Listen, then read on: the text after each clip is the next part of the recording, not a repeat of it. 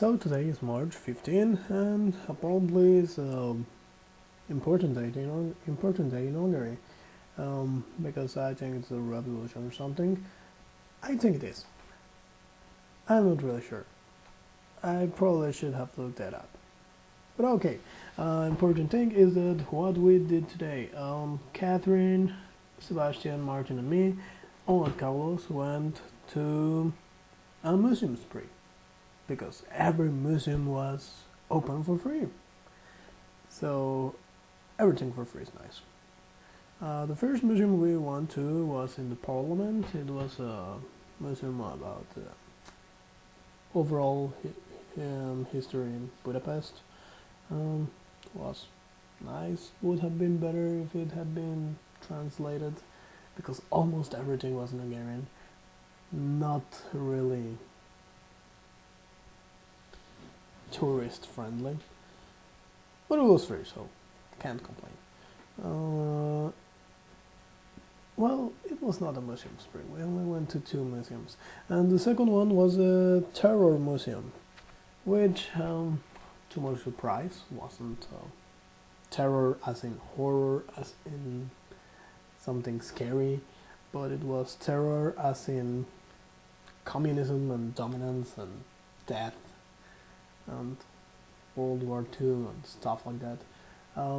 It was in a building in which many people died, apparently, tortured and killed in the Second World War. And well, it was real nice. I had a lot of reading to do because each room had a normal sized paper filled with information about, well, the room, what was exhibited in the room, and well, it was really text heavy. I still have there the notes, so might as well give it a read later, just to understand more of the story. And well, after that we went to eat a burger in Burger King. Not the most Hungarian thing to do in a Hungarian Revolution Day.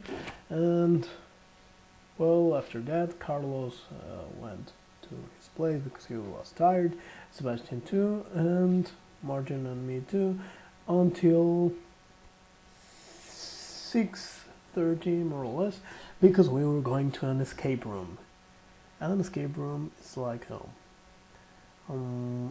a video game called 9 Hours, 9 Persons, 9 Doors, or Zero Escape, in which you have to, well, escape the room. The building, more than just a room. So it was really impressive. We were Catherine, two friends of Catherine, male and female. I don't remember the names, sorry. And Martin and me.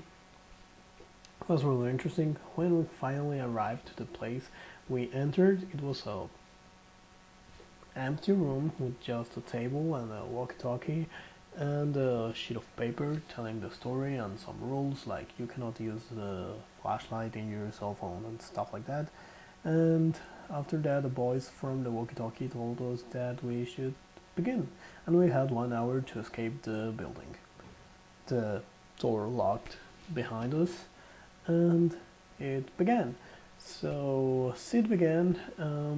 We couldn't find anything until I saw, well, there was like this door frame covered with planks, and I guessed that there should have been something across those planks, but I couldn't remove any, and I saw a small light like to my right.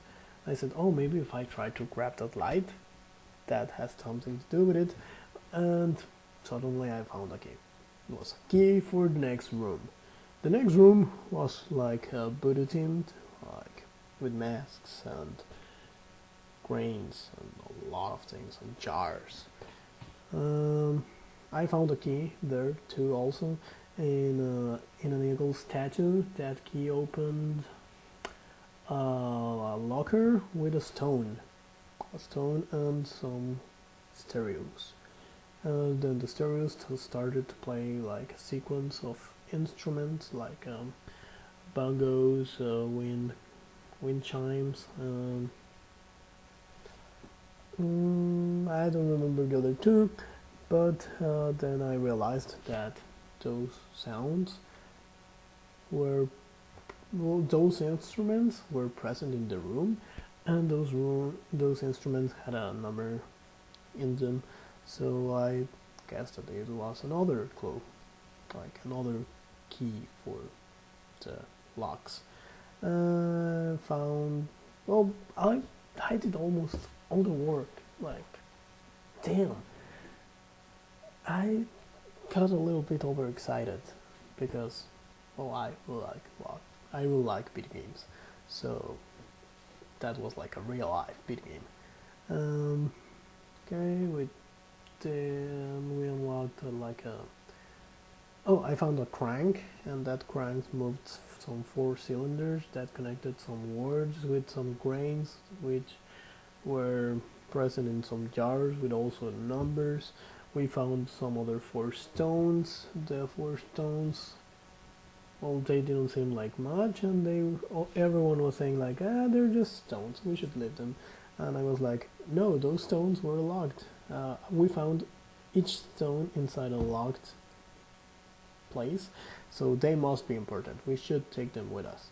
We grabbed the basket. I grabbed the basket, put the stones there, and carried them with me. Mora has put rocks in the inventory. After that, we got to open the lock to the next room, and it was a dark room with a pentagram in the middle, with some weird symbols and black light. And then I noticed that the rocks had inscriptions in them, like in the table with the pentagram. So I put them in the table, and everyone was looking around to see what I also found. We found a 6th rock, but nothing was happening. I thought that, oh, maybe it will unlock something if we put the rocks in the correct order, but nothing. So we kept on looking and looking and looking, and then I found a small display below the table. It was a weight, so it was a scale, a weight, and I tried putting the 5 rocks in the middle because there was a key blocked door, key locked, password locked door in the corridor, and I said, okay, it has 4 digits. The passcode is 4 digits long, so maybe the weight of the rocks will open the door. But it wasn't, and then I decided to put all the 5 rocks outside of the circle and the 6th one in the middle, and that was a code that opened the door to the next room. Then it was filled with a lot of items with numbers in them, and there was an image with a hammer, lances, shoes, and I don't remember what else. So that was another clue for another code that released a stick with a chain attached to it.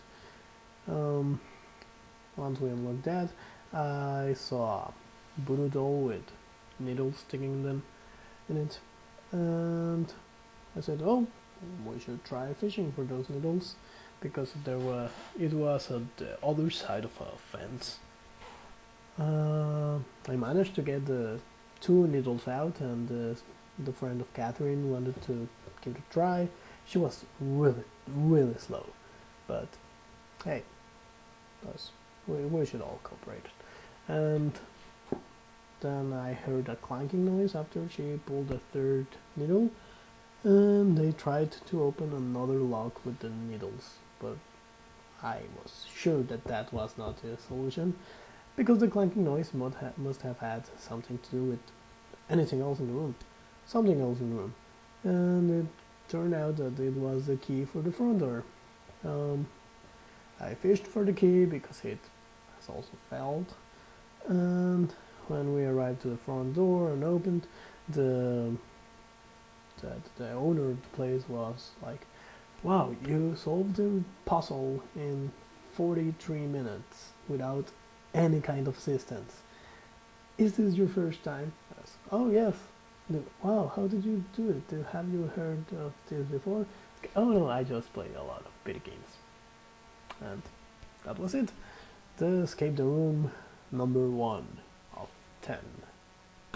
There's one with the theme of labyrinth, one with the steampunk theme, the other one I can't remember. I can remember the rest. There was also another one with a crystal labyrinth thematic, and well, I really hope I can get to all 10 of them and try to defeat them. It's a personal challenge. Well, that's it for today, and see you tomorrow.